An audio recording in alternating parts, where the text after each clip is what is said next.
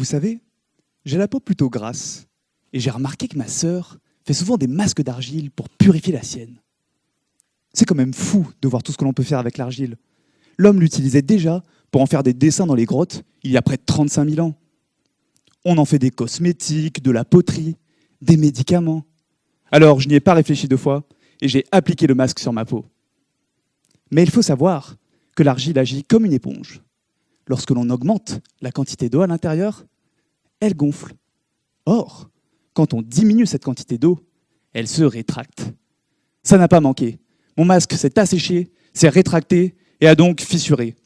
Alors moi, en tant que bon physicien, j'ai tout de suite cherché à régler le problème.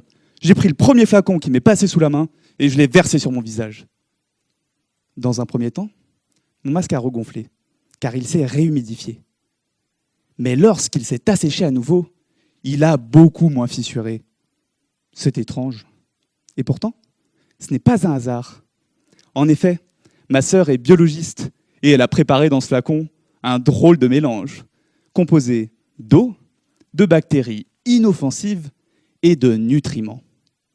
C'est en quelque sorte la nourriture que l'on va donner à nos bactéries, avec au menu de l'urée que l'on peut retrouver dans notre urine et du calcium. Les bactéries vont décomposer l'urée qui, par une succession de réactions chimiques, finiront par générer de la calcite. C'est le calcaire que vous retrouvez sur vos parois de douche normandes. On appelle ce phénomène la biocalcification.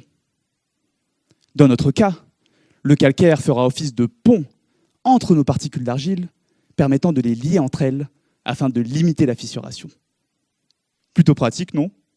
Bon, je vous l'accorde, dans le cas de mon masque, ce n'est pas très utile. Mais aujourd'hui, on construit énormément en béton. Or, celui-ci est très énergivore et émet beaucoup de gaz à effet de serre. C'est pour cela qu'on s'est tourné vers un matériau de substitution, présent sous nos pieds depuis toujours, la terre crue. Crue, car on ne la cuit pas. On construit avec ce matériau depuis la Mésopotamie, et aujourd'hui, 1/3 de la population mondiale réside dans des habitations en terre. Le problème, c'est qu'en zone à climat tempéré, telle qu'ici, en Europe, la partie argileuse de notre terre crue gonfle et se rétracte à cause des changements d'humidité, ce qui provoque la fissuration. Et c'est en ça que consiste mon travail. J'utilise la biocalcification pour limiter la fissuration dans la terre crue afin de pouvoir construire avec ce matériau de demain. Olivier Maston.